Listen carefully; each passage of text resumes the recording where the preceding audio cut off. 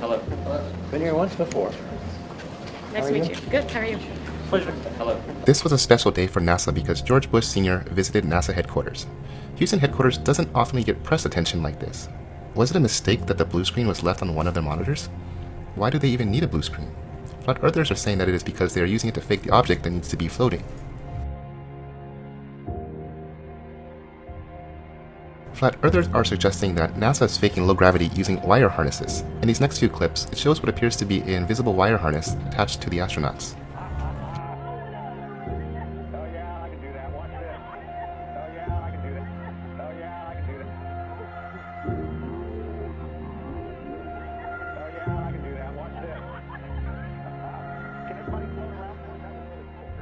In this clip, when he tucks down to pick something up, it appears that there may be a wire protruding from the outside of his shirt.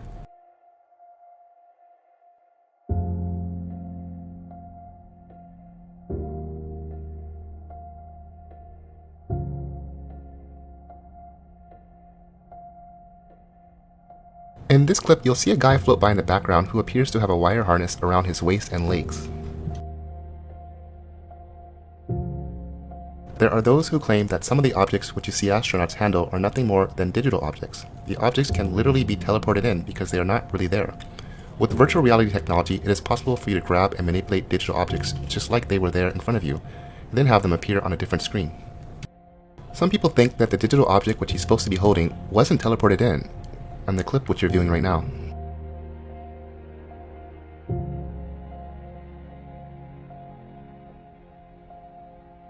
This video shows the astronaut being faded out before making it out of the viewer's sight.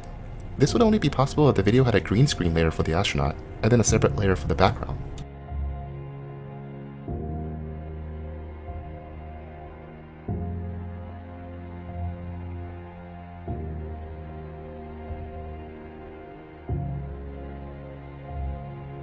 So with the special shape of this cup, and you can see I'm continuing to suck the coffee out, or actually sip the coffee, because we're no longer sucking out of a bag now. We're drinking from a cup.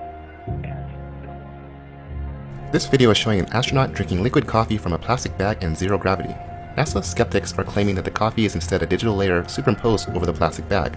The reasoning is because a glitch happened when the bag floated away and the coffee layer did not track the bag properly. So, I mean, like on the space station, how many of these would you have? 7, because we have 7 windows. What happens if you get a leak on that? Then you have a leak.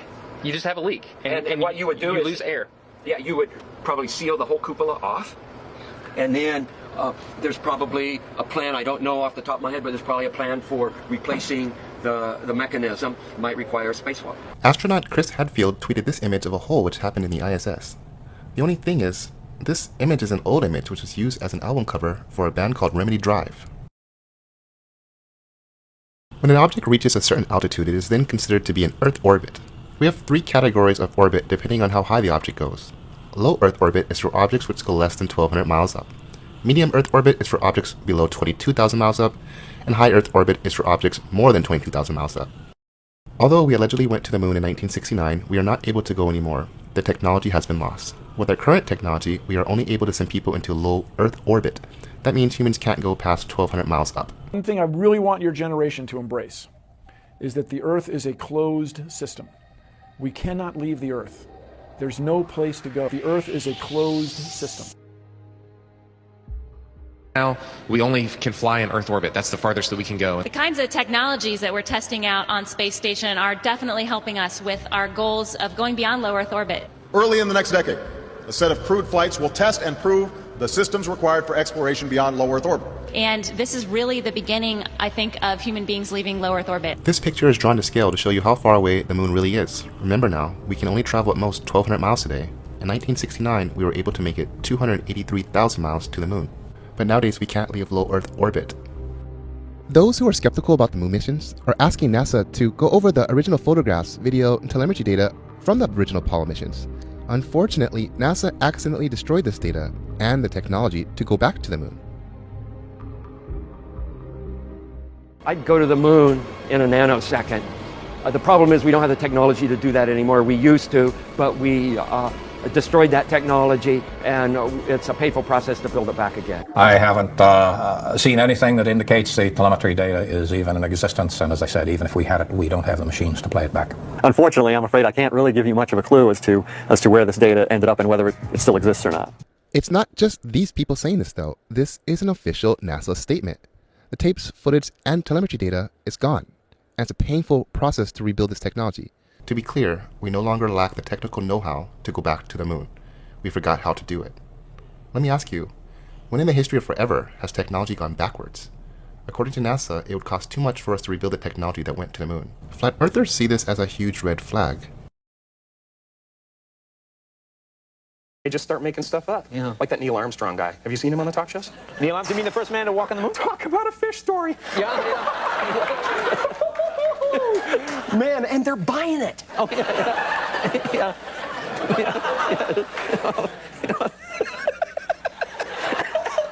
Now you. Most flat earthers believe the sun and moon to be lights in the sky of an unknown material, if they are even material at all. There's a lot of discussion on what they could be made of. Some ideas range from electromagnetic phenomenon, plasma, projections, a facade, or something else entirely. In flat earth theory, the moon's light is not a reflection of the sun, and is instead its own light source. Most flat earthers believe the moon to be non-terra firma, meaning it's not a physical object you can walk on. A whole lot of discussion and experiments are being done on whether the moon is its own light source or not. The Bible does suggest that the moon is its own light source, and flat earthers are taking it upon themselves to test this. Flat earthers believe the sun and moon are a duality, yin and yang. The sun produces a warm light, and the moon, being its opposite dual nature, produces a cold light. Yes, you heard me right. There are people conducting experiments on the temperature of the moon's light, and it goes against everything we've been taught in school.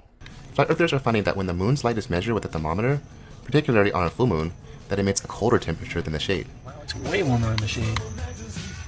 Check out this scientist being interviewed by an Australian news outlet in 1965. What is your theory? Well, it is by now rather more than a theory. 10 or 11 years ago, I stated to various scientists that the moon is not a piece of rock, but it is a plasma phenomenon, cosmic plasma, and that this fact will eventually be confirmed. I made certain predictions which were already confirmed in 1958, and the situation now is coming close to a complete confirmation. While we are on the subject of the moon, I'd like to show you a really cool phenomenon which has been making waves across the internet. It's called a lunar wave. The clip being displayed right now is of the original lunar wave, which was first discovered by a user known as Crow in 2012. Flat earthers feel like the world has been misdescribed. There currently isn't any known explanation for this interesting phenomenon. Here's another lunar wave, which was captured by a user known as Deceptive Little Universe in 2019. The lunar wave has been filmed over a dozen times by people who like to film the night sky. Because most flat earthers believe the moon to be non-terra firma, they don't support the idea of a moon landing. Really quick, here are the things you need to believe to accept the moon landings as truth. This is Apollo Lunar Module. This here is a craft which flew 282,000 miles to the moon in extreme temperatures, both hot and cold, and then was able to fly back. Flat earthers have a hard time believing that this thing went to the moon. Its structural integrity does not resemble other high-end craft, and is questionable on the materials used to create it. This is a 7,500-pound thruster. Notice how much dust this thing kicks up. Look at its power, heat. Look at the size and heavy-duty construction of this thing. The Apollo lunar lander had a bigger thruster at 10,000 pounds.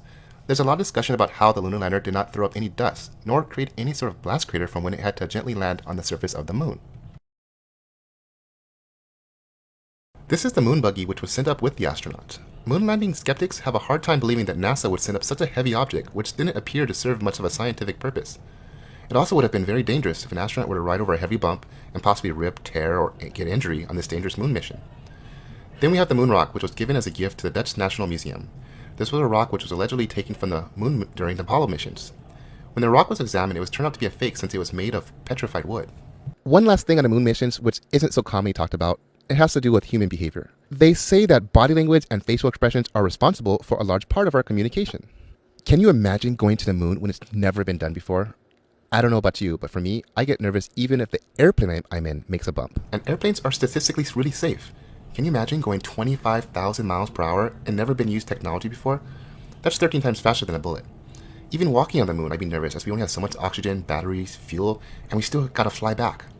Then, making it all the way back after landing in the ocean, the entire world is thrilled. Celebrations are all around. You've literally made history. Take a look at interviews or speeches from when other people achieve accomplishments. It's almost always matched with pride, esteem, and excitement. When the Apollo astronauts came back from the moon, there was a press conference.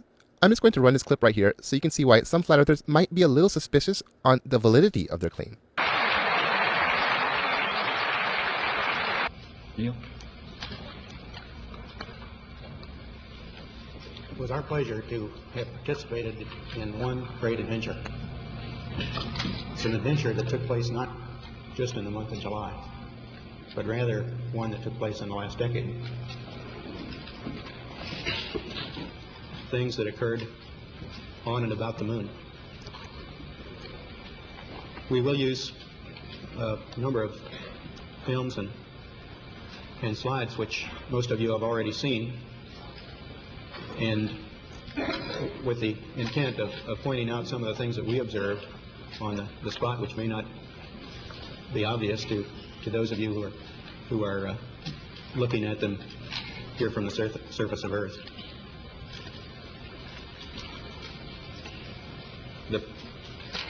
The flight, as you know, started promptly. Many of us and many other people in many places have speculated on the meaning of this first landing on another body in space. Would each of you give us your estimate of what is the meaning of this to all of us? You